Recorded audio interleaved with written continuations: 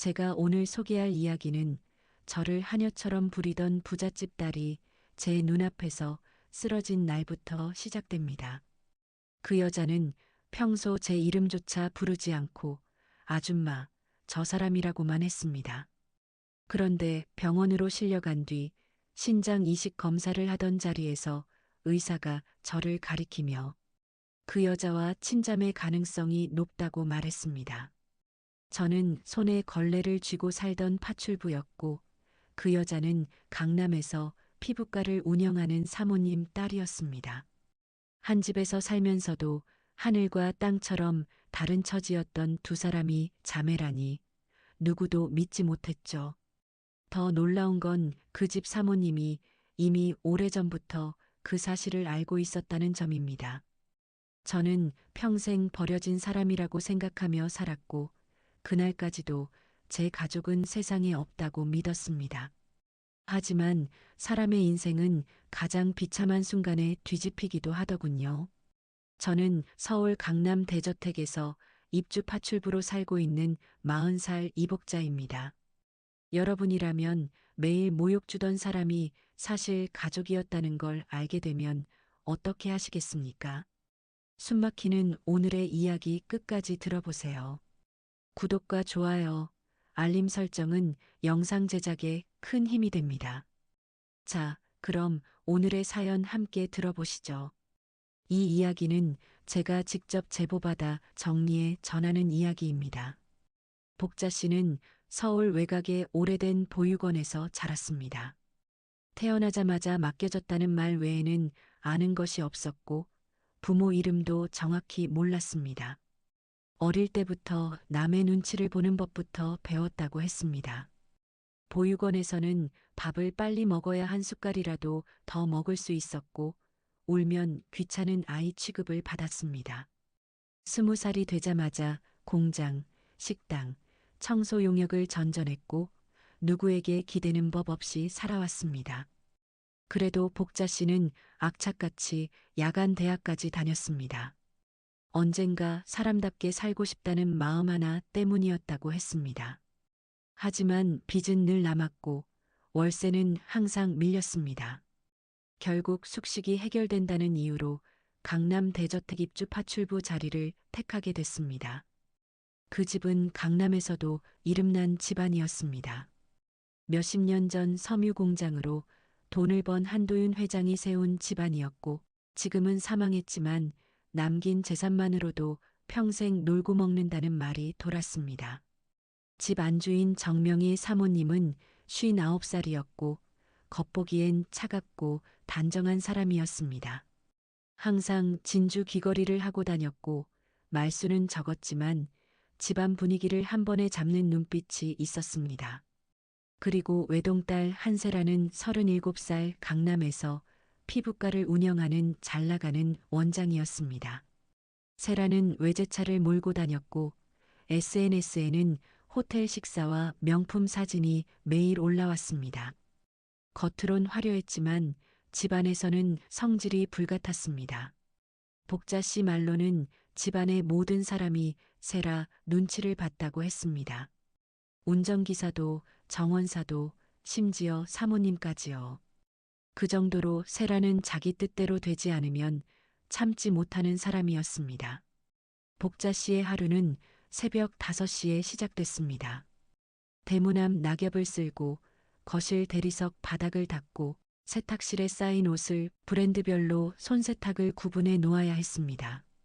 아침 6시 반이 되면 사모님 혈압약과 영양제를 챙겼고 7시에는 세라가 마실 커피를 준비했습니다. 세라는 원두 향까지 따졌고 컵 온도까지 민감했습니다. 커피가 조금만 식어도 다시 만들게 했고 우유 거품이 마음에 안 들면 그대로 버리게 했습니다. 복자 씨는 처음엔 속상했지만 곧 감정을 지우는 법을 배웠다고 했습니다. 억울해도 참고 화가 나도 웃는 얼굴을 해야 오래 버틸 수 있었기 때문입니다. 그날 아침도 다르지 않았습니다.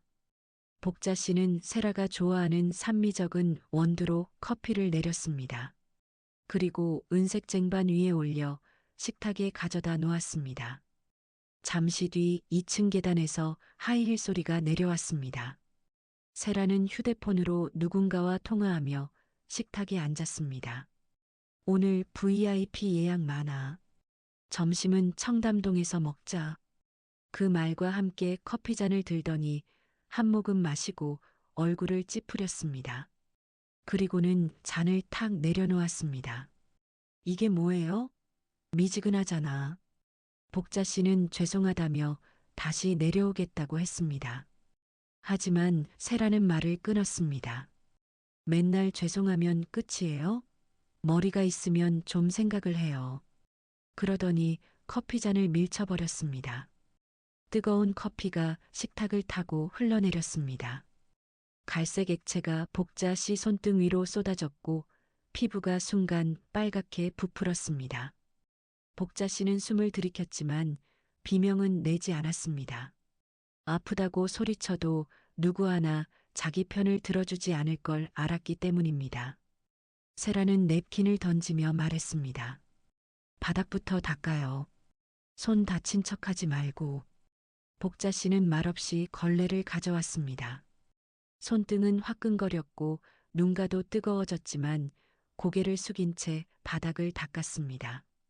그때 뒤에서 낮은 목소리가 들렸습니다. 세라야, 그만해라. 정명의 사모님이 서 있었습니다. 사모님은 평소처럼 큰 소리를 내지 않았지만 표정은 단단히 굳어 있었습니다. 세라는 짜증난 얼굴로 의자를 밀었습니다. 엄마는 왜 맨날 저 사람 편만 들어? 편드는 게 아니다. 사람답게 대하라는 거다. 세라는 코웃음을 치며 핸드백을 들었습니다. 사람이요? 돈 받고 일하는 사람이지. 그 말에 복자 시손이 잠깐 멈췄습니다. 사모님은 세라를 노려봤지만 세라는 그대로 계단을 올라가 버렸습니다. 집안엔 잠시 무거운 정적만 남았습니다.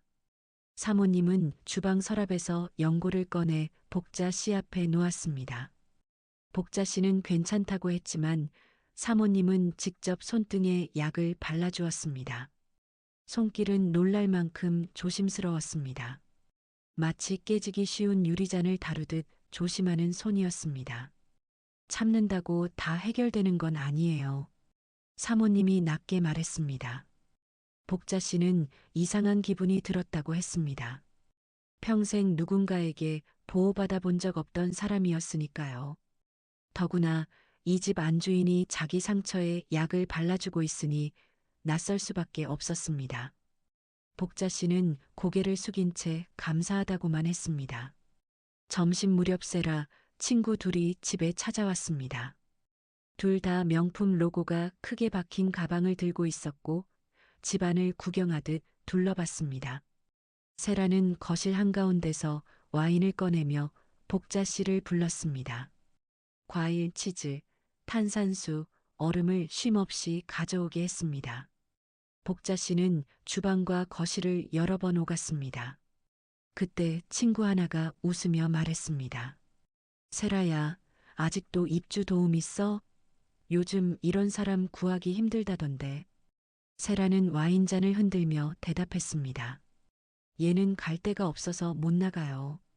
이런 사람들은 조금만 줘도 오래 버텨. 세 사람은 웃었고 복자 씨는 쟁반을 든 손에 힘이 들어갔습니다. 갈 데가 없다는 말은 사실이었습니다. 하지만 남의 입으로 들으니 모욕이 됐습니다.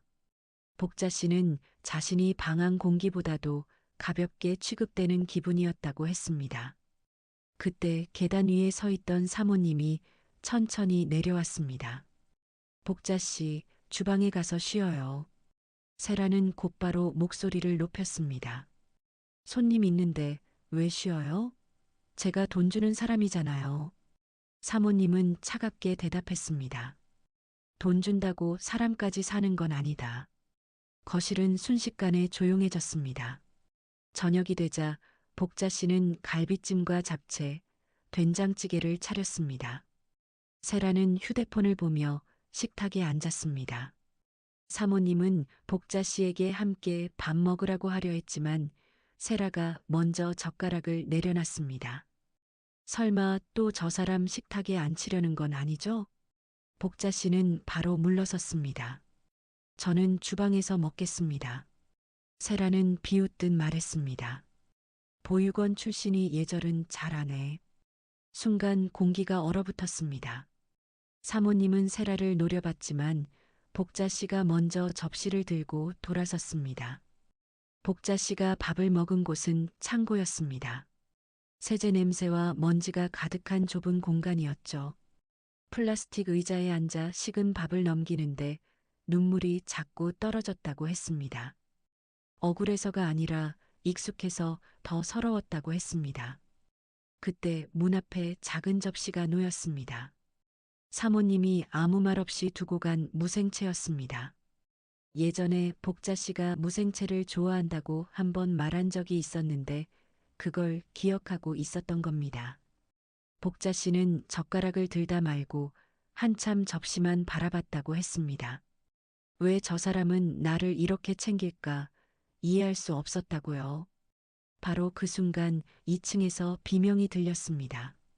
복자 씨가 뛰어나가 보니 세라가 계단 중간에서 난간을 붙잡고 비틀거리고 있었습니다. 얼굴은 종이처럼 하얗고 입술은 파랬습니다. 세라는 옆구리를 움켜쥔 채 숨을 헐떡였습니다. 사모님이 달려와 이름을 불렀지만 세라는 대답하지 못했습니다. 복자 씨는 곧장 119에 전화를 걸었습니다.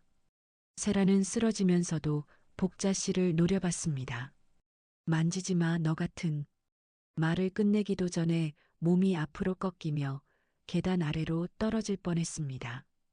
복자 씨는 본능적으로 달려가 세라를 받아냈습니다. 그날 밤 저를 가장 천하게 보던 여자의 목숨이 제 두 팔 위에 얹혀 있었습니다.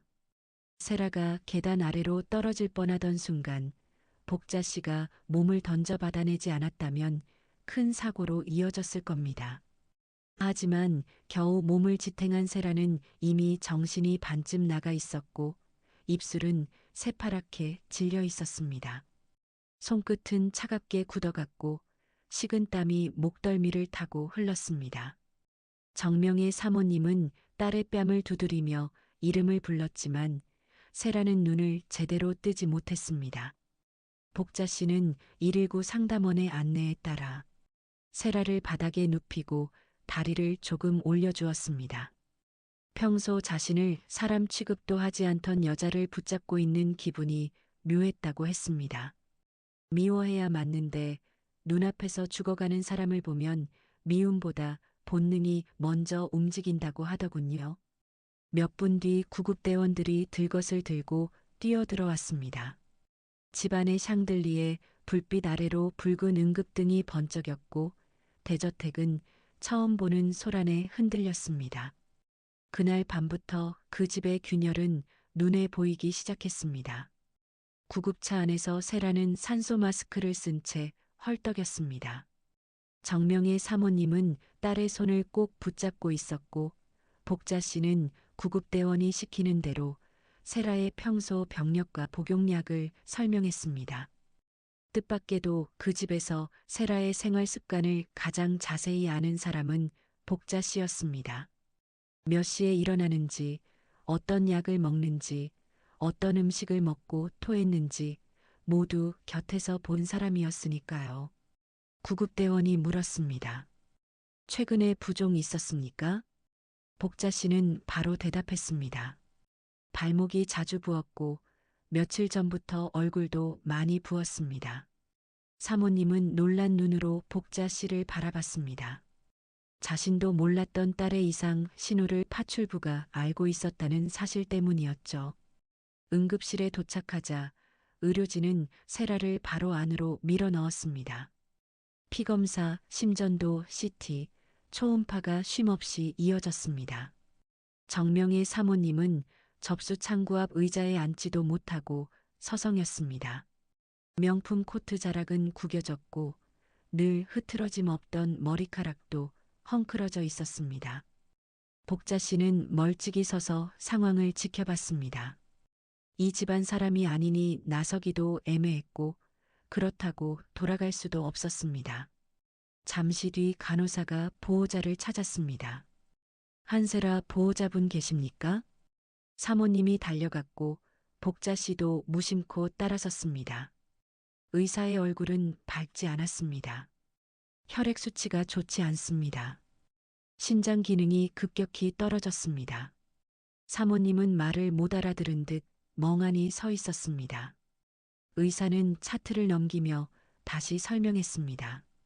쉽게 말하면 콩팥이 제 역할을 못하고 있습니다. 이미 상당 기간 진행된 걸로 보입니다.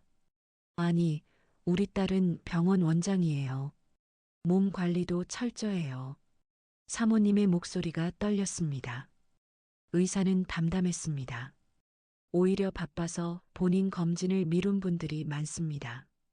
복자 씨는 그 말을 듣고 최근 세라가 화장실에서 자주 구토하던 장면이 떠올랐습니다. 하지만 세라는 늘 술 때문이라며 넘겼습니다. 곧 세라는 중환자 처치실로 옮겨졌습니다. 응급투석이 필요하다는 말까지 나왔습니다. 정명의 사모님은 의사 앞에서 처음으로 무너졌습니다. 살릴 수 있죠? 돈은 얼마가 들어도 됩니다. 의사는 돈 이야기에 표정 하나 바꾸지 않았습니다. 지금 필요한 건 돈보다 시간입니다. 그 말은 날카롭게 꽂혔습니다. 재산으로 대부분의 문제를 해결하며 살아온 사람에게 시간은 처음으로 돈으로 살 수 없는 것이었겠죠. 복자 씨는 그 순간 사모님이 늙어 보였다고 했습니다. 몇 시간 사이 10년은 늙은 얼굴이었다고요. 새벽 1시쯤 세라는 의식을 잠깐 되찾았습니다. 눈을 뜨자마자 가장 먼저 한 말은 놀랍게도 자신의 상태가 아니었습니다. 내 휴대폰 어디 있어? 간호사가 안정하라고 말했지만 세라는 손을 내저었습니다. 내일 예약 환자들 취소하지 마. VIP들 다 잡혀 있어. 사모님은 눈물을 훔치며 딸 머리를 쓸어내렸습니다. 몸부터 챙겨야지 얘야. 세라는 짜증 섞인 눈빛으로 말했습니다. 엄마는 몰라. 하루만 비워도 다 다른 병원 가. 복자 씨는 병실 문 밖에서 그 말을 듣고 씁쓸했다고 했습니다. 죽을 만큼 아픈 와중에도 체면과 돈부터 챙기는 사람이 있다는 걸 새삼 느꼈다고 했습니다. 잠시 뒤 의사가 다시 보호자를 불렀습니다. 정밀 검사 결과 세라는 만성 신부전이 오래 진행돼 왔고 급성 악화가 겹친 상태라고 했습니다.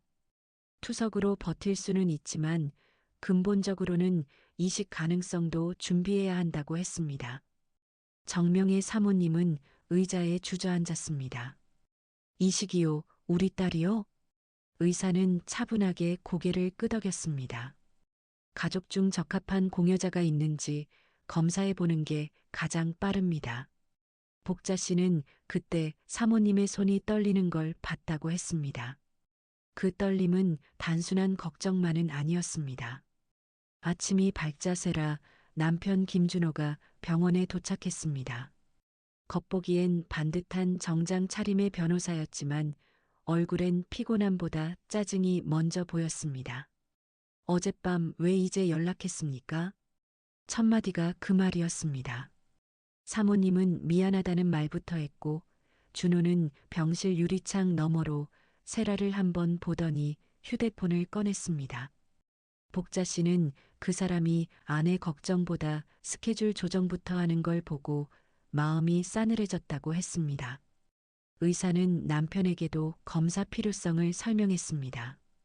준호는 잠시 망설이더니 말했습니다. 검사는 하죠. 근데 제가 혈압약 먹는 게 있어서 정오가 되기 전 세라의 남동생이나 친척은 없느냐는 질문이 나왔습니다. 사모님은 고개를 저었습니다. 외동딸이라 했고 가까운 친척들과는 오래전부터 왕래가 끊겼다고 했습니다. 준호는 혈액 검사를 받고는 회사로 잠깐 다녀오겠다고 사라졌습니다. 세라는 병실에서 짜증을 냈습니다. 나 지금 죽게 생겼는데 다들 왜 이렇게 굼떠? 간호사가 진정제를 놓자 조금 잠잠해졌습니다. 복자 씨는 밤새 한숨도 못 잤지만 여전히 병실 근처를 떠나지 못했습니다. 이상하게도 발걸음이 떨어지지 않았다고 했습니다. 마치 아직 끝나지 않은 일이 자신과도 연결돼 있는 느낌이었다고요. 오후가 되자 검사 결과가 하나둘 나왔습니다. 사모님은 당뇨와 혈압 문제로 공여 적합성이 낮다고 했습니다.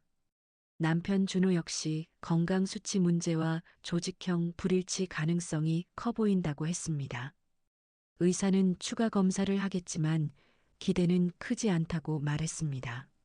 세라는 그 소식을 듣고 병실에서 소리를 질렀습니다. 다 쓸모없어. 가족이라면서 아무도 도움이 안 되잖아. 사모님은 말없이 고개를 숙였습니다. 준호는 다시 병원에 나타났지만 병실 안으로 오래 들어가지 않았습니다. 복자 씨는 병실 문틈으로 세라가 베개를 집어 던지는 걸 봤습니다. 돈 많고 잘난 사람도 병 앞에서는 어린아이처럼 무너진다는 걸 처음 느꼈다고 했습니다. 해질 무렵 의사는 다시 가족을 모았습니다. 지금부터는 가능한 범위를 넓혀야 합니다. 무슨 뜻인가요? 사모님이 물었습니다. 직계 가족이 아니더라도 함께 생활하는 사람, 혈연 가능성이 있는 사람, 가까운 친족까지 검사 대상에 넣어야 합니다. 그 순간 이상한 정적이 흘렀습니다. 정명의 사모님의 눈빛이 아주 잠깐 흔들렸습니다. 복자 씨는 그 눈빛을 놓치지 않았다고 했습니다. 처음 보는 표정이었답니다. 두려움과 망설임, 그리고 오래 감춘 비밀이 들킬 때 사람에게 생기는 표정 말입니다. 의사는 차트를 덮고 마지막 말을 꺼냈습니다. 같이 사는 분 중에 이복자 씨라고 계시죠? 그분도 검사해 보시는 게 좋겠습니다. 의사의 말이 떨어진 순간 상담실 안공기가 눈에 보일 만큼 굳어버렸다고 복자 씨는 말했습니다. 정명의 사모님은 입술을 달싹였지만 곧 말을 삼켰고 세라 남편 준호는 눈썹을 찌푸린 채 의사를 바라봤습니다. 그리고 병실 침대에 기대 앉아 있던 세라는 링거줄이 흔들릴 만큼 몸을 일으켰습니다. 방금 전까지 숨조차 가쁘던 사람이 맞나 싶을 정도로 날카로운 눈빛이었습니다. 복자 씨는 상담실 문가에 서 있다가 자신 이름이 나오자 한 발 뒤로 물러섰습니다. 이 집안 문제에 끼어들 생각은 없었고 더구나 자기 몸 일부를 내어준다는 말은 상상도 못했다고 했습니다. 하지만 누구보다 먼저 반응한 사람은 세라였습니다. 그 여자는 산소줄을 고쳤으며 비웃듯 말했습니다. 지금 장난하세요? 저 사람 피를 제가 왜 받아요? 의사는 감정을 섞지 않은 목소리로 설명했습니다. 환자분, 혈액형과 조직형은 신분을 따지지 않습니다. 가능성이 있으면 검사해 봐야 합니다. 세라는 코웃음을 쳤습니다. 가능성이요? 우리 집 청소하는 사람한테요? 준호도 민망한 표정으로 헛기침을 했습니다. 정명의 사모님은 세라를 조용히 타일렀습니다. 지금은 그런 말할 때가 아니야. 하지만 세라는 어머니 말을 끊었습니다. 엄마는 왜 저 사람만 끼면 늘 편을 들어? 복자 씨는 그 말을 듣고 가슴보다 얼굴이 먼저 화끈거렸다고 했습니다. 누군가의 생사가 걸린 자리에서도 자신은 여전히 사람보다 아래 취급이었으니까요. 복자 씨는 그냥 돌아가고 싶었습니다. 짐을 싸서 그 집에서 나오고 병원 복도 끝으로 걸어가 다시는 엮이지 않고 싶었다고 했습니다. 하지만 발이 떨어지지 않았습니다. 응급실에서 세라를 받아냈던 두 팔 감각이 아직 남아 있었고 사모님의 떨리는 손도 눈에 밟혔습니다. 무엇보다 이상한 건 의사가 자신 이름을 부르는 순간 정명이 사모님의 얼굴이 새하얗게 질렸다는 점이었습니다. 단순히 미안해서 그런 표정은 아니었습니다. 무언가 들키면 안 되는 사람이 순간적으로 보이는 얼굴이었다고 했습니다. 그때 의사가 다시 물었습니다. 이복자 씨 본인 의사가 중요합니다.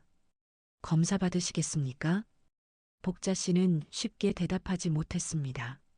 살면서 누군가 자신 의사를 먼저 물어본 적이 거의 없었다고 했습니다. 늘 시키는 대로 움직였고 필요할 때만 불렸고 다 끝나면 잊히는 사람이었으니까요. 그래서 오히려 더 낯설었습니다. 잠시 침묵 끝에 복자 씨는 낮게 말했습니다. 검사만 하는 거라면 하겠습니다. 세라는 그 말을 듣자마자 손등에 꽂힌 주사를 뽑을 듯 몸부림쳤습니다. 싫다고 했잖아요. 저 사람 거 안 받는다고.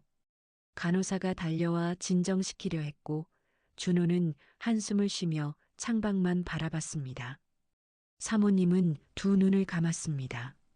복자 씨는 체열실로 안내받았습니다.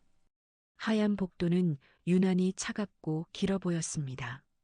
새벽부터 병원 냄새를 맡고 있었는데도 그 순간은 처음 맡는 냄새처럼 낯설었다고 했습니다. 간호사는 주민번호와 이름을 확인하며 여러 장의 동의서를 내밀었습니다. 복자 씨는 떨리는 손으로 사인했습니다. 학창 시절 서류에 보호자 칸이 비어 있던 기억이 떠올랐습니다. 이번에도 보호자 칸은 비어 있었습니다. 간호사는 무심히 다음 질문을 했습니다. 출생지는 어디세요? 복자 씨는 오래된 기억을 더듬어 대답했습니다. 부산이라고 들었습니다. 정확한 병원 이름은 모릅니다. 간호사는 잠시 키보드를 두드리다 고개를 들었습니다. 환자분도 부산 출생이신데요. 복자 씨는 별 생각 없이 고개를 끄덕였습니다. 한국의 부산 출생이 어디 한둘이냐 싶었죠. 하지만 간호사는 다시 모니터를 확인하더니 의사를 불렀습니다. 담당 코디네이터 윤태석이 들어왔습니다. 그는 서류를 훑어보며 복자 씨를 한번, 화면을 한번 번갈아 봤습니다. 그리고 아주 짧게 물었습니다. 출생 연도는 언제입니까? 복자 씨가 대답하자 그의 눈빛이 미세하게 달라졌습니다.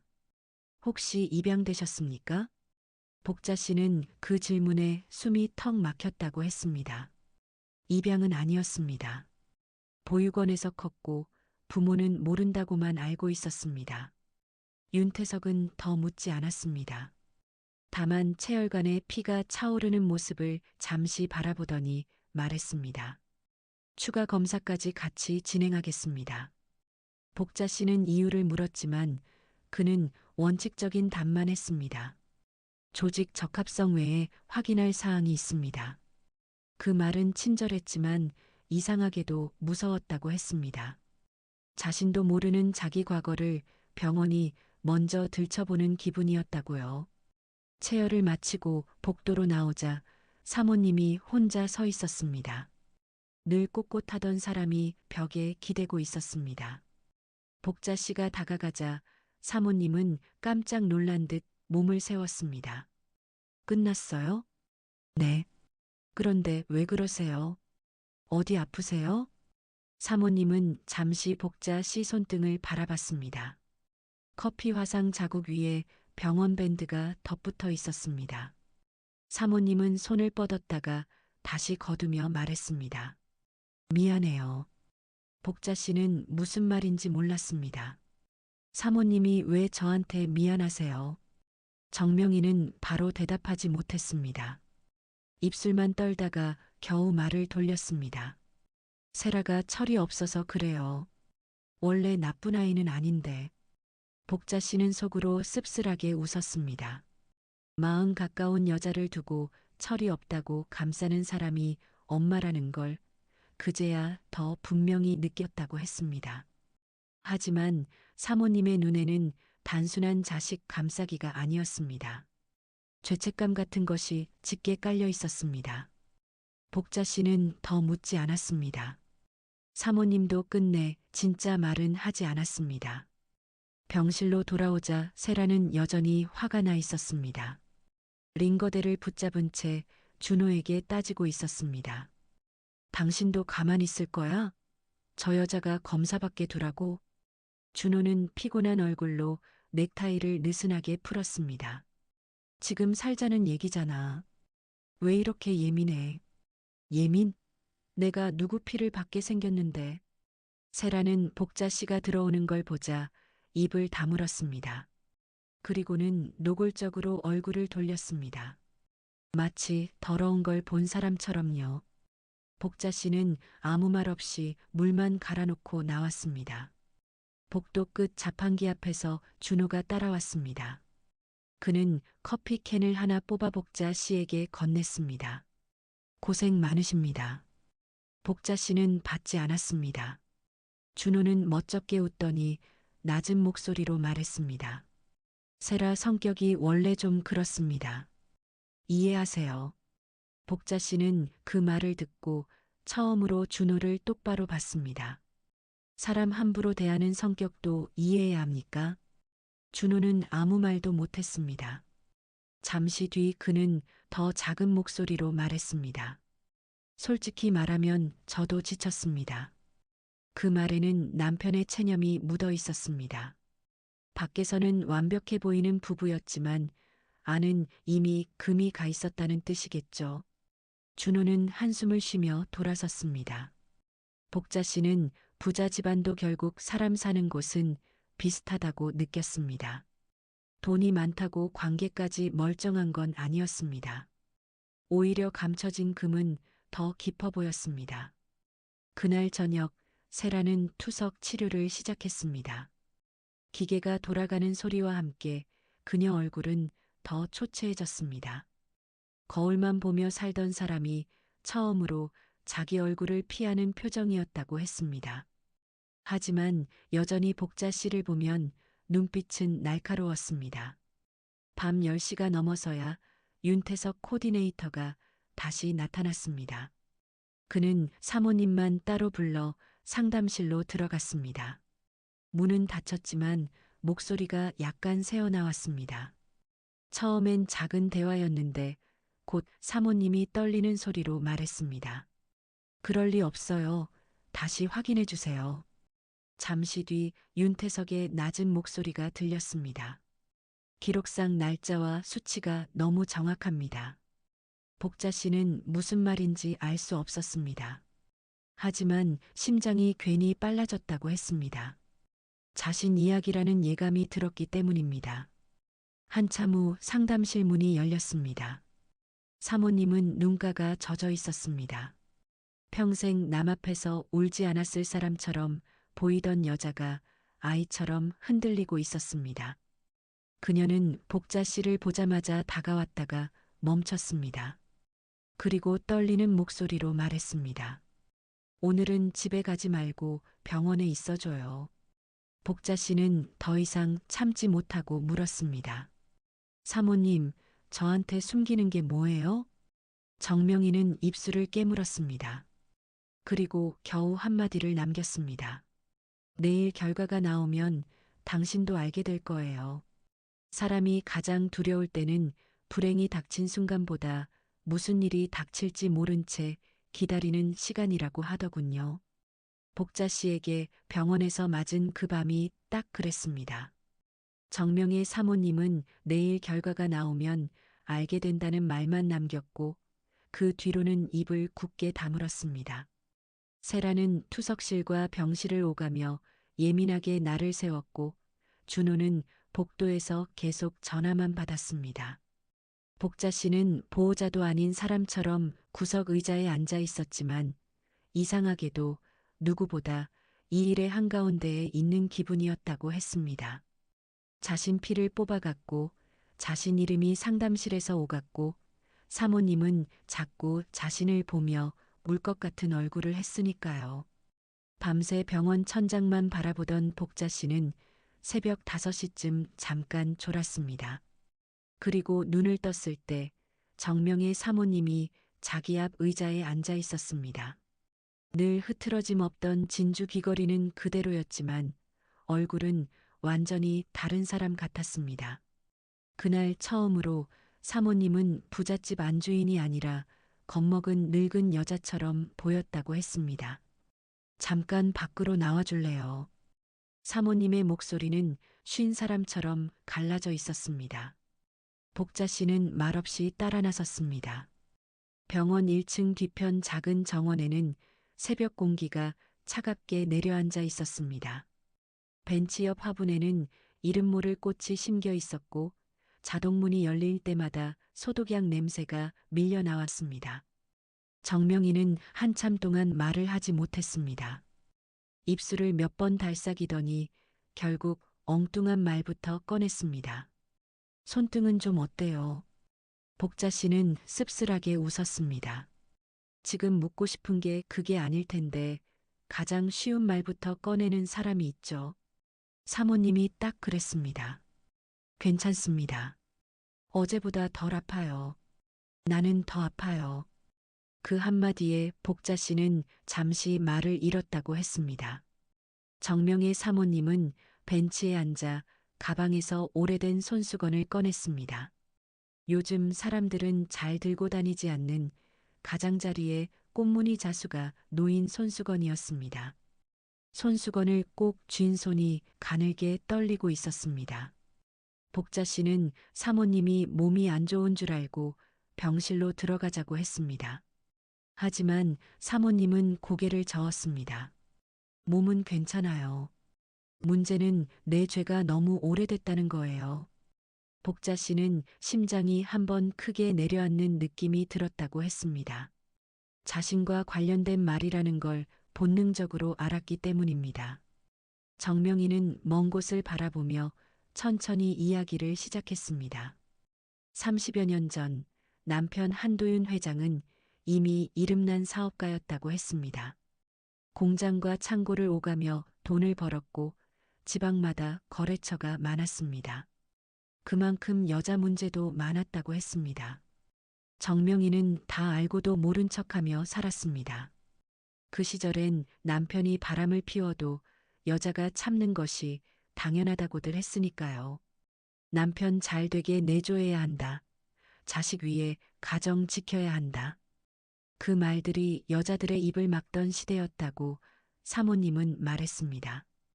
복자 씨는 그 말을 듣고 자기 어머니 세대가 떠올랐습니다. 얼굴도 모르는 친어머니 역시 그런 시대에 살았을지도 모른다고요. 어느 날 남편이 부산 출장에서 돌아온 뒤 한참을 불안해했다고 합니다.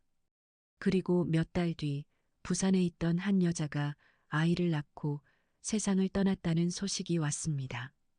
그 아이가 남편의 핏줄이라는 사실도 함께 드러났습니다. 정명이는 그때 임신 중이었다고 했습니다. 세라를 뱃속에 품고 있었고 남편은 무릎까지 꿇으며 한 번만 덮어달라고 빌었다고 합니다. 세상에 알려지면 기업 이미지가 무너지고 주가가 떨어지고 가정이 깨진다는 이유였습니다. 정명이는 처음엔 거절했습니다.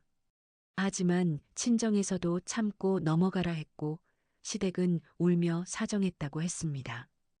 애 하나쯤 시설에 맡기면 되는 일 아니냐. 그 한마디가 평생 사모님 귀에 박혀 있었다고 했습니다. 복자 씨는 자신도 모르게 손을 움켜쥐었습니다. 시설, 보육원을 그렇게 가볍게 말하는 사람들의 표정이 떠올랐다고 했습니다.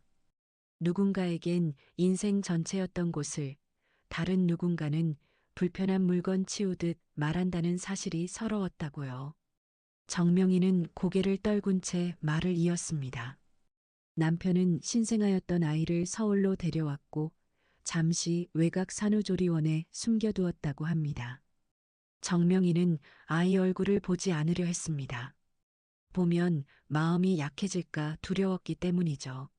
하지만 아이는 밤새 울었고 간호사가 달래도 울음을 멈추지 않았다고 했습니다. 결국 정명이가 안아들었고 아이는 그제야 잠잠해졌답니다. 그 순간부터 지옥이 시작됐다고 했습니다. 미웠어요. 남편도 그 여자도 그 아이도 다 미웠어요. 그런데 품에 안으니 너무 작더라고요. 사모님의 눈물이 그제야 떨어졌습니다. 복자 씨는 이상하게도 화를 내지 못했습니다. 지금 울고 있는 여자가 피해자인지 가해자인지 한마디로 정리할 수 없었기 때문입니다. 정명희는 결국 아이를 직접 보육원에 데려다 줬다고 했습니다. 남편에게 맡기면 다시 숨길 것 같아 자신이 끝내 처리하겠다고 나섰다는 겁니다. 차 안에서 아이는 계속 울었고 보육원 문 앞에서는 조용해졌다고 했습니다. 원장은 익숙한 얼굴로 서류를 받았고 이름 없는 아이는 그날 번호표처럼 맡겨졌습니다. 정명희는 돌아오는 차 안에서 처음으로 토했다고 했습니다. 그리고 그 죄책감은 평생 사라지지 않았다고 했습니다. 복자 씨는 자신의 손끝이 얼어붙는 느낌이었다고 했습니다. 그 아이가 저라는 겁니까? 정명희는 바로 대답하지 못했습니다. 한참 후 아주 작게 고개를 끄덕였습니다. 복자 씨 귀에서는 병원 자동문 소리도 멀리서 들리는 구급차 소리도 모두 사라졌다고 했습니다. 세상이 조용해지면 오히려 사람이 더 무너진다고 하더군요. 복자 씨는 웃음도 울음도 나오지 않았습니다. 40해 동안 찾지 못한 가족이 자신을 매일 부려먹던 집안에 있었다니요. 그리고 자신을 버린 사람이 늘 약을 발라주고 반찬을 챙겨주던 사모님이었다니요. 이해할 수 없는 감정이 한꺼번에 몰려왔습니다. 분노, 허무, 연민, 그리고 설명하기 힘든 그리움 같은 것이었습니다. 한 번도 엄마라고 불러본 적 없는 사람을 향한 감정 말입니다. 왜 이제 말하세요? 복자 씨 목소리는 낮았지만 떨렸습니다. 정명희는 손수건을 구기며 대답했습니다. 확신이 없었어요. 당신이 처음 집에 들어왔을 때 얼굴을 보고 가슴이 내려앉았어요. 젊은 시절 남편 눈매와 내 턱선을 같이 갖고 있었거든요. 복자 씨는 기가 막혔다고 했습니다. 얼굴을 보고 알아봤다면 왜 모른 척 했냐고 소리치고 싶었습니다. 정명희는 그 마음을 읽은 듯 말을 이었습니다. DNA 검사를 몰래 해보려 했어요.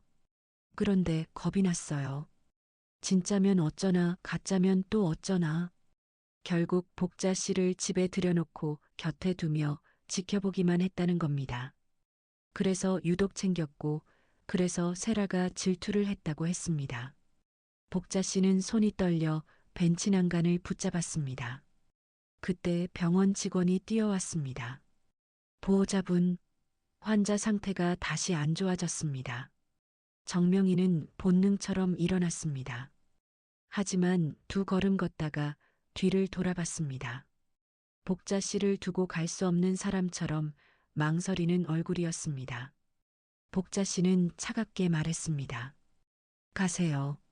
지금은 딸한테 가셔야죠. 정명희는 그 말에 멈칫했습니다. 딸이라는 단어가 둘 중 누구를 뜻하는지 알 수 없었기 때문입니다. 결국 사모님은 눈물을 닦고 뛰어갔습니다. 복자 씨는 혼자 정원에 남았습니다. 벤치에 앉자 다리가 풀렸다고 했습니다. 나는 누구인가? 이 질문이 40살이 되어서야 다시 시작된 겁니다. 보육원 명단 속 번호로 살던 아이, 파출부로 불리던 여자, 이제는 재벌가에 숨겨진 자식일 수도 있는 사람. 무슨 이름으로 살아야 할지 알 수 없었다고 했습니다. 하지만 병원 안에서는 시간이 기다려주지 않았습니다.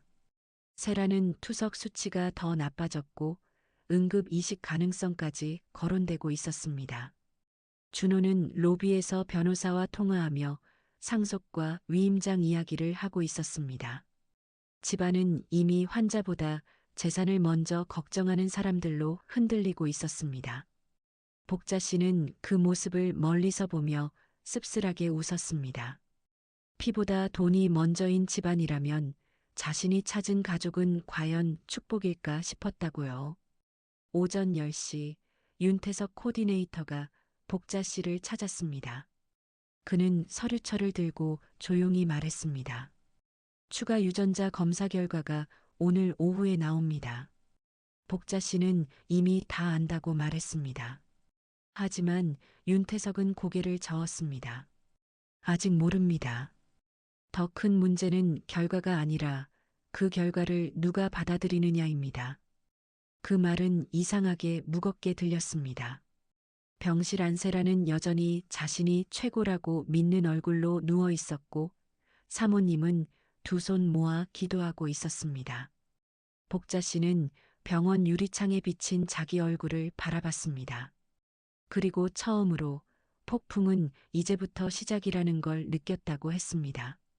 병원에서 가장 무서운 순간은 심장이 멈출 때가 아니라 진실이 문을 열고 걸어 들어오는 순간인지도 모릅니다. 복자 씨는 그날 오후를 평생 잊지 못한다고 했습니다. 세라의 투석이 끝나고 정명의 사모님은 창백한 얼굴로 병실 의자에 앉아 있었고 준호는 복도 끝에서 누군가와 낮은 목소리로 통화 중이었습니다. 윤태석 코디네이터는 여러 장의 서류를 들고 병실 앞에 나타났습니다. 그의 표정은 늘 침착했지만 그날은 더 단단해 보였다고 했습니다. 의사 2명과 간호사까지 함께 온 걸 보고 복자 씨는 단순한 검사 결과가 아니라는 걸 직감했습니다. 병실 안공기는 이상할 정도로 조용했습니다. 창밖으로는 햇빛이 비쳤지만 방 안 사람들 얼굴엔 그림자만 내려앉아 있었습니다. 그리고 그 침묵을 깨는 첫 마디는 세라의 짜증 섞인 목소리였습니다. 또 뭐예요? 빨리 말해요. 나 피곤하니까. 윤태석은 병실 문을 닫고 천천히 말을 시작했습니다. 환자분 상태는 당장 안정적이진 않습니다. 이식 가능성 검토가 계속 필요합니다. 세라는 귀찮다는 듯 손을 내저었습니다. 그건 됐고 누가 맞는지만 말하세요. 준호도 통화를 끊고 안으로 들어왔습니다. 정명의 사모님은 손등 위에 손을 포개 쥔 채 시선조차 들지 못했습니다. 복자 씨는 병실 구석병 옆에 서 있었습니다.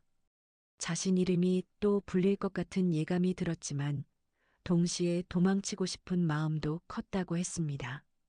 윤태석은 차트를 넘기며 담담하게 말했습니다. 조직 적합도 검사 결과 이복자 씨가 가장 높은 수치를 보였습니다. 세라는 바로 웃었습니다. 웃음이라기보다 기가 막혀 터진 소리에 가까웠다고 했습니다. 말도 안 돼. 장난하지 마세요. 윤태석은 흔들리지 않았습니다. 그래서 추가 유전자 검사를 진행했습니다. 정명의 사모님의 어깨가 움찔 떨렸습니다. 준호는 사모님 얼굴을 한번 보고 다시 의사를 바라봤습니다. 복자 씨는 숨이 막혀 입안이 말랐다고 했습니다. 이미 들은 이야기였지만 공식적으로 밝혀지는 건 전혀 다른 무게였으니까요. 윤태석은 서류 한 장을 앞으로 내밀었습니다. 이복자 씨와 한세라 씨는 친자매 가능성이 매우 높습니다. 병실 안에서 누군가 숨을 들이마시는 소리가 크게 들렸습니다. 세라는 침대 난간을 잡고 몸을 일으켰습니다. 무슨 헛소리예요. 그녀는 링거줄이 당겨지는 것도 모르고 소리쳤습니다. 저 사람은 우리 집 파출부예요. 이름도 몰랐던 사람이라고. 복자 씨는 그 말에 쓴웃음이 났다고 했습니다. 이제 와서 이름을 몰랐다고 외치는 사람이 어제까지 자신을 하루에도 수십 번 불러 세웠으니까요. 준호는 믿기지 않는 얼굴로 중얼거렸습니다. 친자매라니 그럼 무슨 뜻입니까? 윤태석은 짧게 대답했습니다. 부모 중 최소 한 분의 혈연이 같습니다. 세라는 곧장 정명이를 바라봤습니다. 그 눈빛은 환자가 아니라 신문하는 검사 같았다고 했습니다. 엄마, 이거 뭐야? 정명이는 입을 열지 못했습니다. 손끝만 떨리고 있었습니다. 세라는 목소리를 더 높였습니다. 엄마, 지금 나한테 설명해. 복자 씨는 그때 사모님이 순식간에 늙어 보였다고 했습니다. 평생 숨긴 비밀이 자식 앞에 놓이면 사람 얼굴이 그렇게 무너지는 모양이었습니다. 정명이는 겨우 입술을 떼었습니다. 미안하다. 세라는 눈을 크게 떴습니다. 미안? 지금 미안하다고? 그녀는 침대 위에 있던 베개를 집어 바닥으로 던졌습니다. 간호사가 말리려 했지만 소용없었습니다. 내가 외동딸이라며, 우리 집엔 나밖에 없다며. 정명이는 눈물을 참지 못했습니다. 너를 속이려던 건 아니었어. 그럼 뭔데? 저 여자가 누군데? 병실안 공기가 폭발 직전까지 올라갔습니다. 그리고 정명이는 끝내 말했습니다. 내 아버지 딸이다. 세라는 그대로 얼어붙었습니다. 준호도 입을 벌린 채 말을 잃었습니다. 복자 씨는 이미 알고 있었는데도 심장이 쿵 내려앉았다고 했습니다. 사람 입으로 직접 듣는 진실은 서류보다 훨씬 잔인하니까요. 정명이는 흐느끼며 말을 이었습니다. 내 아버지가 젊을 때 부산에서 낳은 아이였어. 세라는 믿을 수 없다는 듯 고개를 저었습니다. 아빠가 죽었는데 이제 와서? 숨기려 했어. 다 묻고 살려고 했어. 그래서 저 사람을 우리 집에 들였어? 그 질문에 정명이는 대답하지 못했습니다. 복자 씨가 대신 입을 열고 싶었다고 했습니다. 왜냐하면 그 집에 들어온 건 자신이 선택한 생계였지 누구의 자비가 아니었으니까요. 하지만 더 참을 수 없었던 건 다른 감정이었습니다. 분노였습니다. 40해 동안 버려진 아이로 살게 해놓고 이제 와서 다들 충격받은 얼굴을 하고 있는 그 장면 자체가 참을 수 없었다고 했습니다. 복자 씨는 천천히 앞으로 걸어 나갔습니다. 그리고 병실 가운데 서서 처음으로 또렷하게 말했습니다. 맞습니다. 저는 그 집 파출부였습니다. 잠시 멈춘 뒤 다시 말했습니다. 그리고 당신들이 버린 딸입니다. 그 한마디에 방 안이 더 조용해졌습니다. 세라는 복자 씨를 노려봤습니다. 하지만 예전처럼 깔보는 눈빛은 아니었습니다. 처음 보는 공포와 혼란이 섞여 있었습니다. 자신 아래라고 믿던 사람이 하루아침에 같은 피가 된 겁니다. 복자 씨는 떨리는 손을 숨기며 말을 이었습니다. 저는 부모 얼굴도 모르고 보육원에서 컸습니다. 겨울엔 이불이 모자라 양말 신고 잤고 밥은 빨리 먹지 않으면 못 먹었습니다. 20살부터 일했고 남의 집 청소하며 살았습니다. 그런데 제 가족이 여기 있었다니 참 우습네요. 정명이는 고개를 숙인 채 울었습니다. 복자야. 그 이름을 듣는 순간 복자 씨는 온몸에 소름이 돋았다고 했습니다. 누군가가 자기 이름을 그렇게 부른 건 처음이었으니까요. 돈 받을 때, 혼날 때, 시킬 때 말고 그냥 이름 자체로 불린 적 말입니다. 하지만 감동보다 화가 더 컸습니다. 제 이름 부르지 마세요.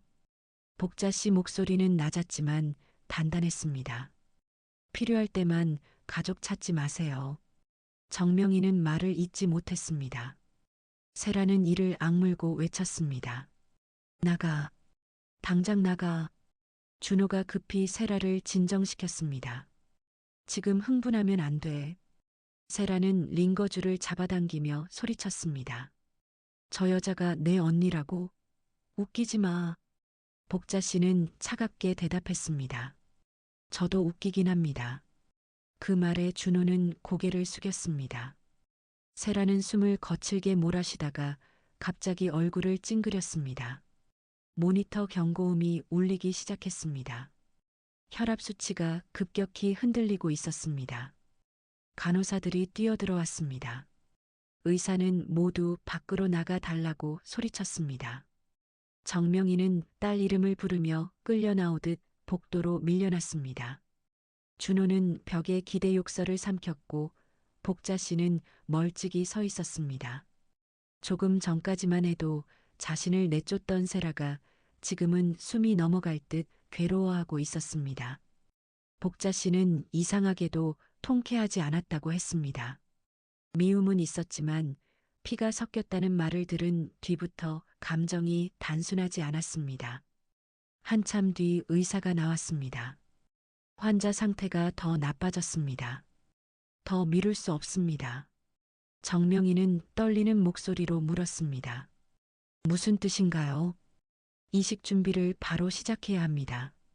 복도 끝까지 정적이 번졌습니다. 의사는 시선을 돌려 복자 씨를 바라봤습니다. 현재 가장 가능성이 높은 공여자는 이복자 씨입니다. 정명희는 그 자리에서 무릎이 꺾였습니다. 준호는 아무 말도 하지 못했습니다. 그리고 복자 씨는 세상에서 가장 잔인한 선택지가 자기 앞에 놓였다고 느꼈습니다. 평생 자신을 모욕한 여자, 자신 몫의 가족과 인생을 빼앗아간 여자, 그 여자를 살릴 수 있는 사람이 바로 자신이라니. 그날 복도에서 복자 씨의 인생은 다시 한번 갈라졌습니다. 사람은 평생 바라던 것을 손에 넣는 순간보다 절대 받고 싶지 않은 선택을 떠안을 때 더 크게 흔들린다고 합니다.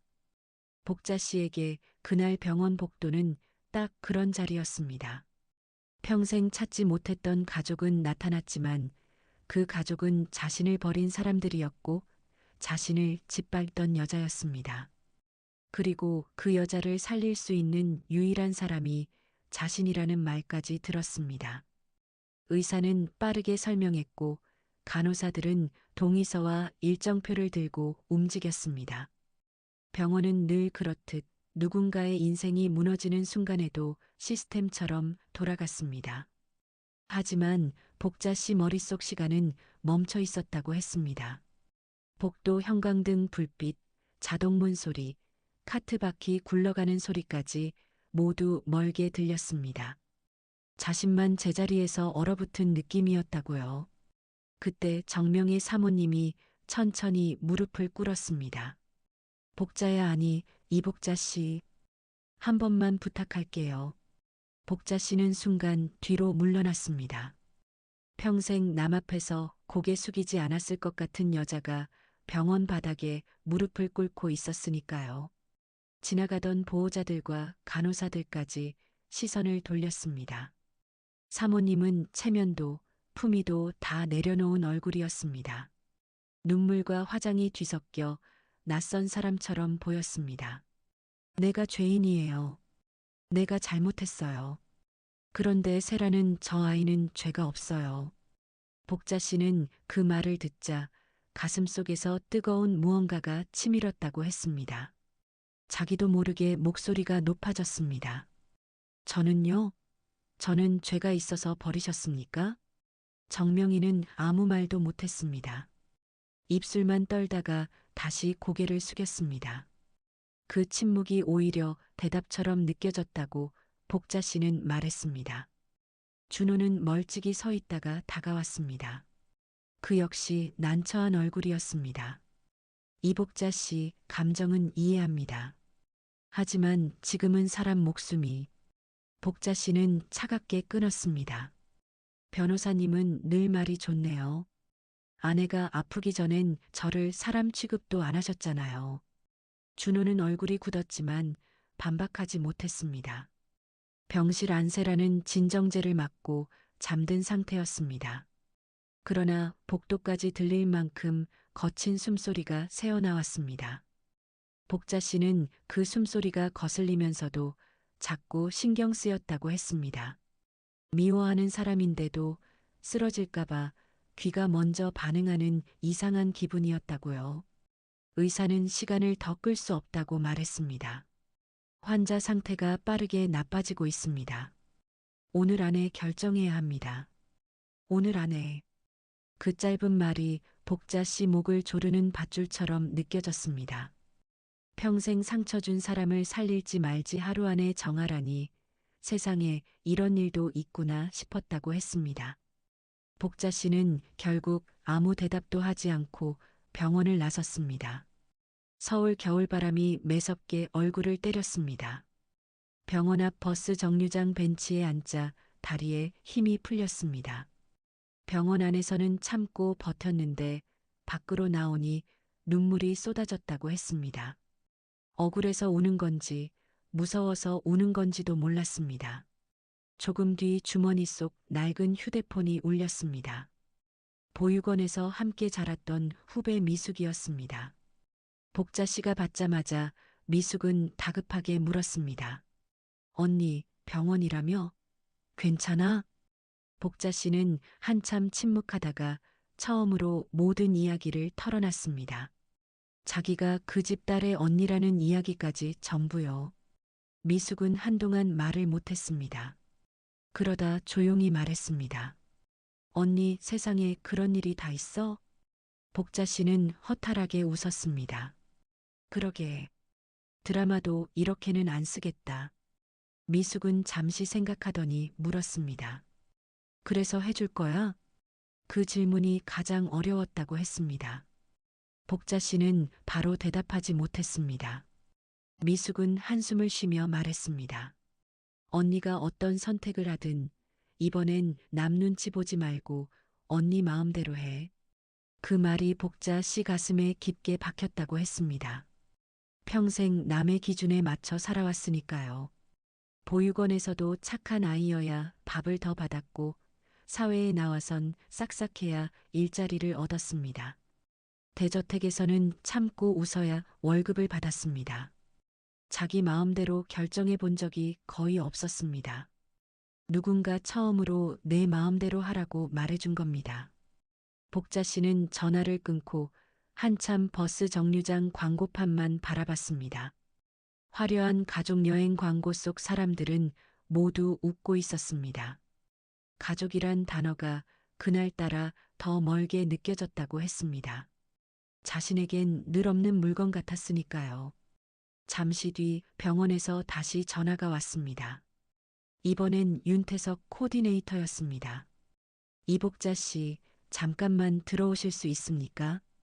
복자 씨는 다시 병원으로 들어갔습니다. 윤태석은 상담실에 혼자 앉아 있었습니다. 그는 서류를 덮고 조용히 말했습니다.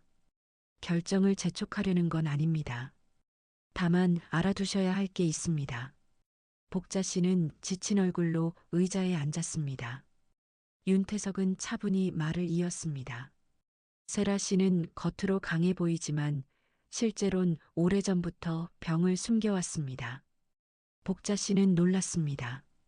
윤태석은 검사 기록 일부를 보여주었습니다. 세라는 몇 년 전부터 단백뇨와 고혈압 소견이 있었고 정기 검진도 받았다고 했습니다. 하지만 병원 운영, 이미지 관리, 결혼 생활 문제로 치료를 미루고 숨겨왔다는 겁니다. 심지어 남편 준호도 최근까지 정확한 상태를 몰랐다고 했습니다. 복자 씨는 씁쓸했습니다. 겉모습을 지키느라 몸을 망친 사람이었으니까요. 윤태석은 잠시 말을 멈추더니 더 낮은 목소리로 말했습니다. 그리고 환자분이 가장 두려워하는 건 죽음보다 혼자 남는 겁니다. 복자 씨는 이해되지 않았습니다. 세라는 늘 당당했고 누구도 필요 없는 사람처럼 굴었으니까요. 윤태석은 고개를 저었습니다. 강한 척하는 사람들 중에 가장 외로운 사람이 많습니다. 그 말은 이상하게 오래 남았다고 했습니다. 복자 씨는 대저택에서 본 세라 모습들이 떠올랐습니다. 밤늦게 혼자 술 마시던 뒷모습, 화장 지운 얼굴로 거울 앞에 멍하니 서 있던 모습, 손톱을 물어뜯던 버릇까지요. 그땐 그저 성질 더러운 여자라고만 생각했습니다. 하지만 그 안에 겁먹은 사람이 있었을지도 모른다는 생각이 처음 들었습니다. 그래도 용서와 이해는 전혀 다른 문제였습니다. 병실 앞에 갔을 때 정명이는 아직 복도 의자에 앉아 있었습니다. 눈은 퉁퉁 부어 있었고 진주귀걸이 한쪽이 빠져 있었습니다. 평생 완벽해 보이던 사람의 처음 보는 몰골이었다고 했습니다. 정명이는 복자 씨를 보자 급히 일어났습니다. 말 안 할게. 빌지도 않을게. 그냥 내가 무슨 선택을 해도 받아들일게. 복자 씨는 그 말을 믿을 수 없었습니다. 하지만 사모님 목소리엔 처음으로 계산이 없었다고 했습니다. 순수한 후회만 남은 사람의 목소리였다고요. 복자 씨는 조용히 물었습니다. 왜 저를 집에 들였어요? 정명이는 한참 뒤 대답했습니다. 보고 싶었어? 멀리서라도 보고 싶었어? 어떻게 컸는지, 잘 살고 있는지. 복자 씨는 허탈하게 웃었습니다. 그래서 파출부로 쓰셨어요? 그 질문에 정명이는 고개를 떨궜습니다. 내가 벌 받을 짓을 했지. 복자 씨는 더 이상 화낼 힘도 없었다고 했습니다.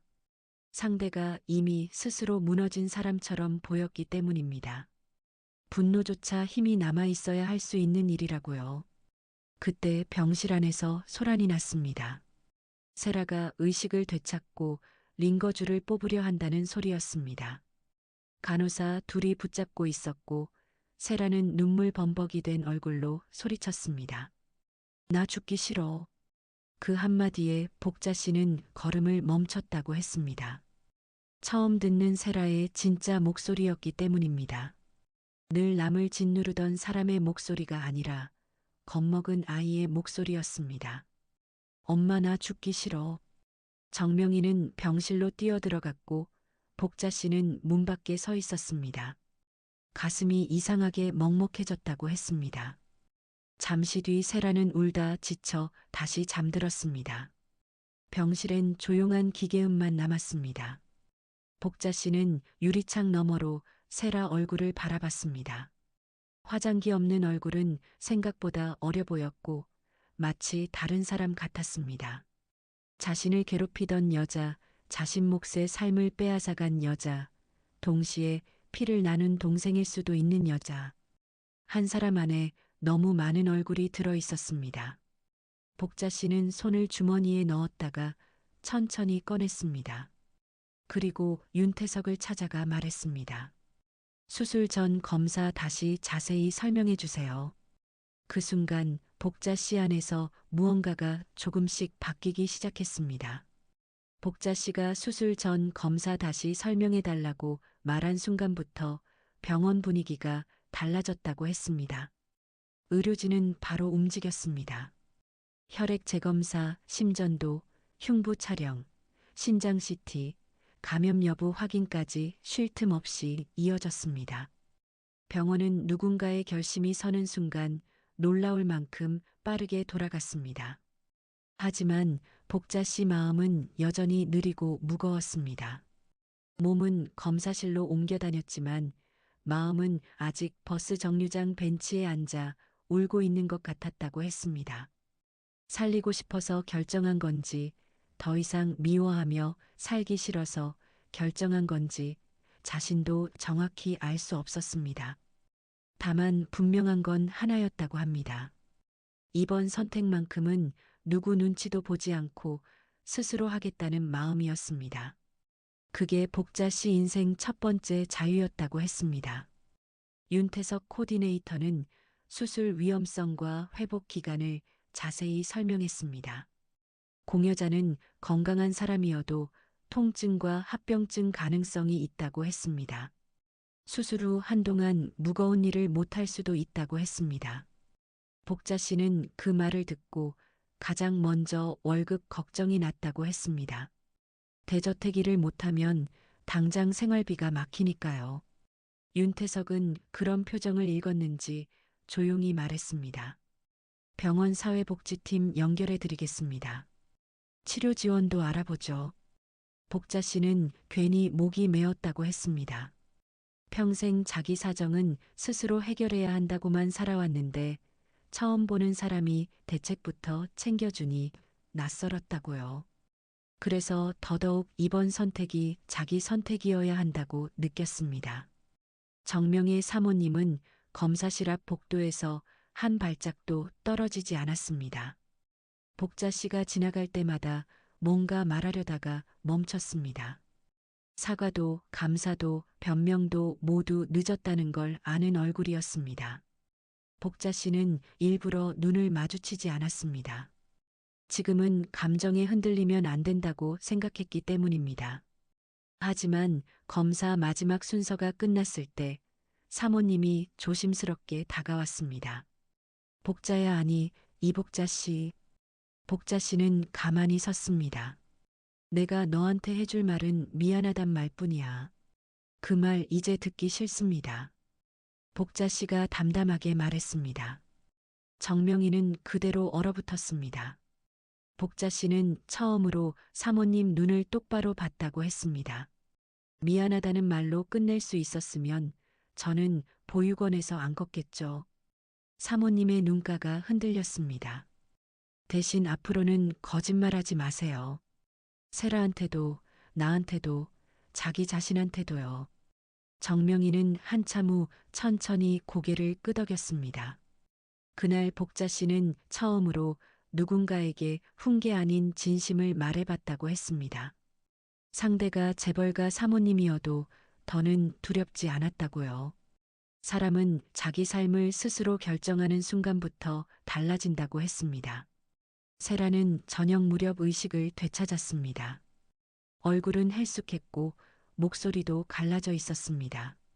하지만 눈빛만큼은 여전히 독했습니다. 복자 씨가 병실 문가에 서자 세라는 잠시 시선을 피했습니다. 예전 같으면 당장 소리를 질렀을 사람인데 그날은 입술만 깨물고 있었습니다. 한참 뒤 세라가 먼저 말을 꺼냈습니다. 왜 해주는 건데? 복자 씨는 대답하지 않았습니다. 세라는 다시 물었습니다. 동정에서? 복자 씨는 병실 안으로 천천히 들어갔습니다. 침대 곁 의자에 앉자 세라가 긴장한 표정을 지었습니다. 복자 씨는 차분히 말했습니다. 동정 아닙니다. 그럼 복수야? 평생 생색 내려고? 세라다운 말이었다고 했습니다. 좋은 행동도 결국 계산이라고 믿는 사람의 말이었으니까요. 복자 씨는 고개를 저었습니다. 나도 모르겠습니다. 다만 당신처럼 살고 싶진 않아서요. 세라는 그 말을 듣고 처음으로 입을 다물었습니다. 복자 씨는 말을 이었습니다. 남 깔보고 돈으로 사람 줄 세우고 미워하는 걸 힘이라고 착각하는 살. 그렇게 살다 병원 침대에 누워 있잖아요. 세라 눈가가 붉어졌습니다. 분노인지 수치심인지 알 수 없었습니다.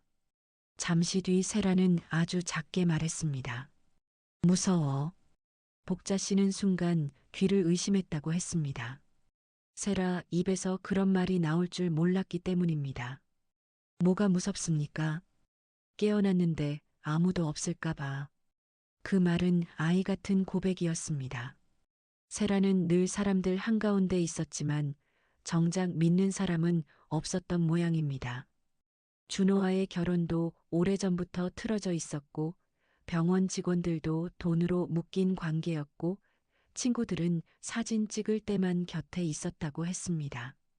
복자 씨는 그제야 왜 세라가 그렇게 날카로웠는지 조금 알 것 같았다고 했습니다. 외로운 사람들 중엔 먼저 공격해서 버려질 틈을 막는 사람이 있으니까요. 하지만 이해가 곧 용서는 아니었습니다. 복자 씨는 짧게 대답했습니다. 깨어났을 때 아무도 없지 않게 살았어야죠. 세라는 눈을 감았습니다. 눈가로 눈물이 한 줄 흘렀습니다. 복자 씨는 그 눈물을 보고도 손을 내밀지 않았습니다. 아직은 그럴 수 없었다고 했습니다.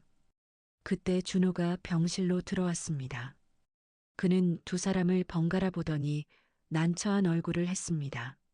내일 오전 첫 수술로 잡혔습니다. 세라는 남편을 보며 물었습니다. 당신 무서워 보여? 준호는 솔직하게 대답했습니다. 응, 많이. 그 한마디에 병실 공기가 조금 달라졌다고 했습니다. 처음으로 누구도 체면을 세우지 않았기 때문입니다. 준호는 한숨을 쉬며 복자 씨에게 고개 숙였습니다. 제가 대신 사과할 수는 없겠지만 고맙습니다. 복자 씨는 담담히 말했습니다. 저한테 고마워하지 마세요. 세라 씨한테 잘하세요. 준호는 씁쓸하게 웃었습니다. 그 말, 이제야 듣네요. 둘 사이에도 끝내하지 못한 말들이 많아 보였습니다. 돈 많은 집안의 결혼이라고 다 행복한 건 아니란 걸 또 느꼈다고 했습니다. 겉은 화려해도 속은 텅 빈 경우가 많다고요. 밤이 깊어지자 수술 전 준비가 시작됐습니다. 복자 씨는 보호자 동의서, 공여자 설명서, 회복 안내문까지 여러 장에 사인을 했습니다. 자기 이름을 그렇게 많이 써본 날도 처음이었다고 했습니다. 한 글자 한 글자 적을 때마다 남이 정한 삶이 아니라 내가 정한 삶으로 넘어가는 기분이 들었다고요. 간호사는 자정 이후 금식을 알렸고 수술복을 건넸습니다. 복자 씨는 탈의실 거울 앞에서 잠시 멈췄습니다. 파출부 앞치마 대신 병원 가운을 입은 자신이 낯설었습니다. 하지만 초라하진 않았다고 했습니다. 누구를 위해 희생하는 사람이 아니라 스스로 선택한 사람처럼 보였으니까요. 그날 거울 속 얼굴은 처음으로 당당했다고 했습니다. 수술 당일 아침, 복도는 유난히 조용했습니다. 세라는 먼저 이동 침대에 실려 나왔습니다. 얼굴은 겁에 질려 있었지만 애써 웃으려 했습니다. 정명이는 딸 손을 붙잡고 울고 있었고 준호는 서류를 다시 확인하고 있었습니다. 잠시 뒤 복자 씨도 침대에 누운 채 복도로 나왔습니다. 천장을 보며 밀려가는데 이상하게 마음이 편해졌다고 했습니다. 이미 결정한 사람에게는 망설임보다 고요함이 오는 모양이었습니다. 두 침대가 수술실 앞에서 나란히 멈췄습니다. 세라는 옆을 보다가 떨리는 목소리로 입을 열었습니다. 저기, 복자 씨는 고개를 돌렸습니다. 세라는 한참 망설였습니다. 그리고 아주 작지만 분명하게 말했습니다. 언니, 그 한마디에 복도에 있던 모두가 숨을 멈춘 듯 했다고 했습니다. 정명이는 얼굴을 감싸쥐고 울었고 준호는 고개를 떨궜습니다. 복자 씨 역시 가슴 한쪽이 무너지는 느낌이었다고 했습니다. 평생 누구에게도 불려본 적 없는 호칭이었으니까요. 언니, 미워했던 여자 입에서 나온 그 말이 왜 그렇게 아프고 따뜻했는지 설명할 수 없었다고 했습니다. 복자 씨는 잠시 눈을 감았다가 조용히 대답했습니다. 수술 끝나고 다시 부르세요. 그 순간 수술실 문이 열렸고 두 사람의 침대가 동시에 안으로 들어갔습니다. 수술실 문이 닫히는 순간 복자 씨는 이상하게도 두려움보다 허무함이 먼저 밀려왔다고 했습니다. 평생 남의 집 문턱에서 눈치 보며 살았는데 이제는 자기 몸 일부를 내어주고 누군가의 인생까지 바꾸려 하고 있으니 믿기지 않았던 겁니다. 눈 위로 내려오는 강한 조명과 바쁘게 움직이는 의료진 그림자가 어지럽게 흔들렸습니다. 마취과 의사는 이름과 생년월일을 다시 확인했고 복자 씨는 또렷하게 대답했습니다. 이름을 말하는 순간 묘한 울림이 있었다고 했습니다. 한때는 보호자 없는 아이의 이름이었고 한때는 파출부 명찰에 적힌 이름이었고 지금은 누군가를 살릴 사람의 이름이 되었으니까요. 의사가 편하게 숨 쉬라고 말했고 복자 씨는 천천히 눈을 감았습니다. 의식이 멀어지기 직전 마지막으로 떠오른 얼굴은 정명이도 세라도 아니었습니다. 보육원 좁은 방에서 함께 울고 웃던 어린 시절 자기 모습이었다고 했습니다. 그 아이에게 이제야 조금 미안함을 덜어주는 기분이었다고요. 눈을 떴을 때는 회복실 천장이 보였습니다. 입안은 바짝 말라 있었고 옆구리는 돌덩이를 얹은 듯 무거웠습니다. 몸을 조금만 움직여도 칼로 베이는 듯한 통증이 올라왔습니다. 복자 씨는 신음소리를 삼켰습니다. 평생 아플 때도 소리 내지 않는 버릇이 몸에 배어 있었기 때문입니다. 간호사가 다가와 수술이 잘 끝났다고 말했습니다. 혈압도 안정적이고 회복도 빠른 편이라고 했습니다. 복자 씨는 가장 먼저 세라를 물었습니다. 간호사는 잠시 놀란 얼굴로 웃더니 이식도 성공적이라고 답했습니다. 그 말을 듣는 순간 복자 씨는 자신도 모르게 눈을 감고 긴 숨을 내쉬었다고 했습니다. 잠시 뒤 정명의 사모님이 회복실에 들어왔습니다. 평소 늘 단정하던 사람이 머리도 흐트러진 채 눈이 퉁퉁 부어 있었습니다. 그 얼굴을 보는 순간 복자 씨는 이 사람이 밤새 얼마나 울었는지 알 수 있었다고 했습니다. 정명이는 침대 곁으로 다가오다 말고 멈췄습니다. 함부로 가까이 오면 안 될 사람 앞에 선 듯 조심스러웠습니다. 복자야. 그 말 한마디에 목이 메어 더 말을 잇지 못했습니다. 복자 씨는 잠시 바라보다가 낮게 말했습니다. 수술은 잘 됐답니까? 정명이는 눈물을 흘리며 고개를 끄덕였습니다. 내가 살렸어. 내가 우리 모두를 살렸어. 복자 씨는 그 말을 듣고도 선뜻 기쁘지 않았다고 했습니다. 살린 건 맞지만 잃어버린 40해가 돌아오는 건 아니니까요. 정명이는 떨리는 손으로 침대 난간을 잡았습니다. 평생 갚으며 살게. 뭐든 할게. 복자 씨는 천천히 고개를 저었습니다. 갚을 수 있는 건 아닙니다. 정명이는 울음을 삼키며 입술을 깨물었습니다. 복자 씨는 이어 말했습니다. 대신 남은 날이라도 거짓말 없이 사세요.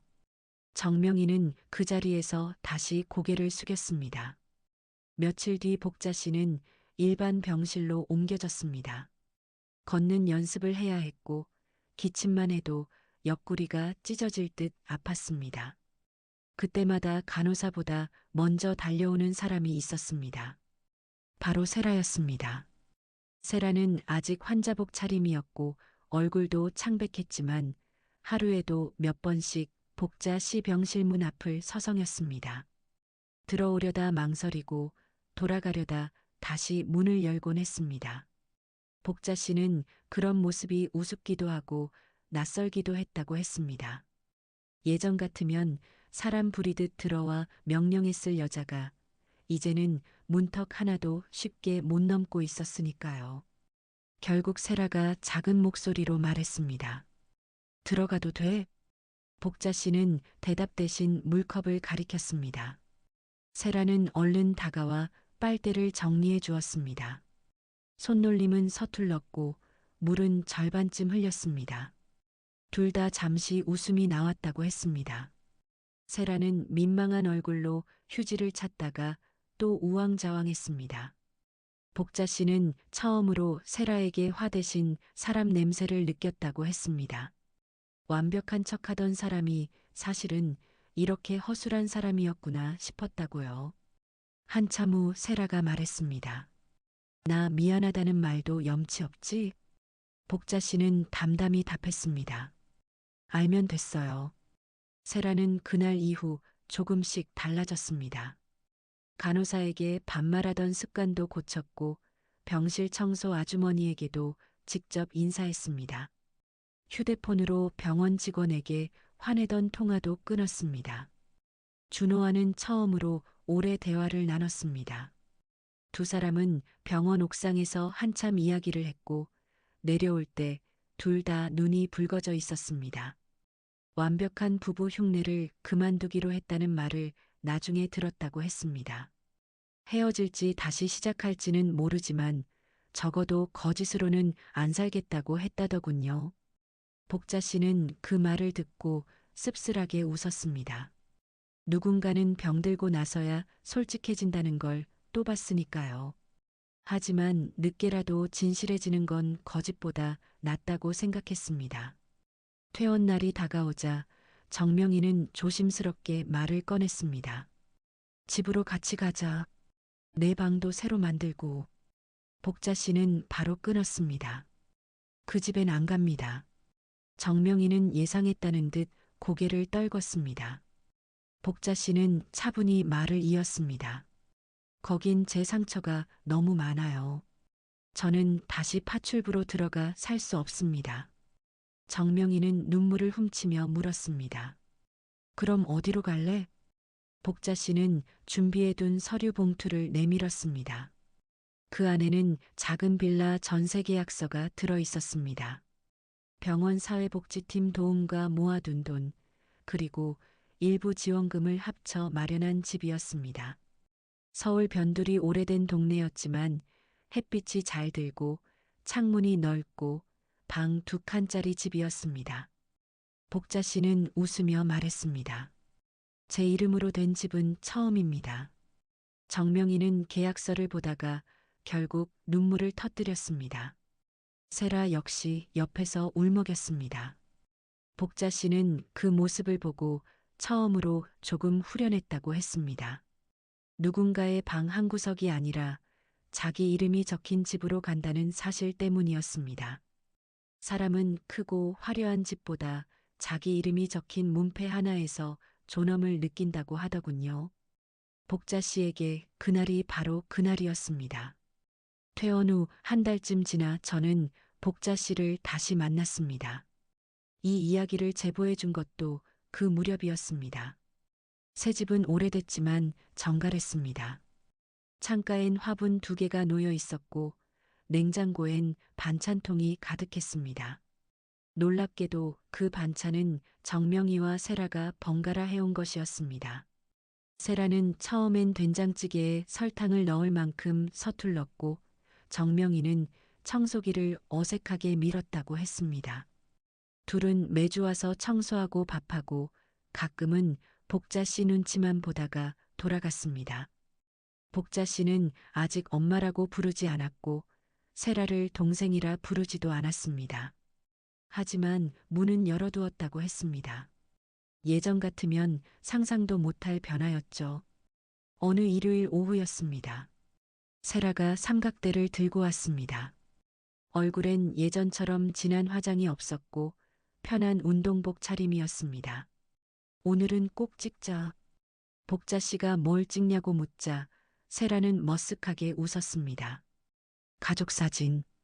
정명이는 손사래를 쳤고 복자 씨도 어색해서 거절하려 했습니다. 하지만 세라는 끈질겼습니다. 우린 한 장도 없잖아. 처음부터 없었으니까 지금 찍어야지. 그 말에 셋 다 잠시 조용해졌다고 했습니다. 결국 거실 흰벽 앞에 의자 3개를 놓았습니다. 정명이는 가운데 앉았고 세라는 오른쪽에 섰습니다.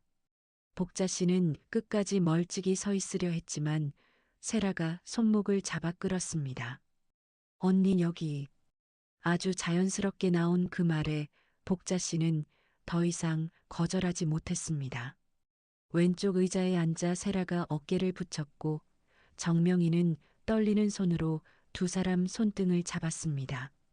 삼각대 타이머가 깜빡였습니다. 셋 다 웃는 법을 잠시 잊은 사람들처럼 어색하게 굳어 있었습니다. 그러다 세라가 피식 웃었고 그 웃음에 셋 다 따라 웃었다고 했습니다. 찰칵 소리와 함께 처음 가족 사진이 찍혔습니다. 복자 씨는 그 사진을 제게 보여줬습니다. 화려하지도 않았고 완벽하지도 않았습니다. 누군가는 눈이 반쯤 감겼고 누군가는 웃다가 입이 삐뚤어졌습니다. 하지만 이상하게 따뜻한 사진이었습니다. 버려진 아이, 거짓말 속 엄마 외로움에 망가진 동생이 뒤늦게 한 프레임 안에 들어온 사진이었으니까요. 복자 씨는 사진을 한참 바라보다 조용히 말했습니다. 저 사람들을 용서했는지는 아직 모르겠어요. 그리고 조금 웃으며 말을 이었습니다. 그래도 이제 혼자는 아닙니다. 저는 그 말을 듣고 늦게 찾아온 가족도 가족일 수 있다는 걸 처음 알았습니다.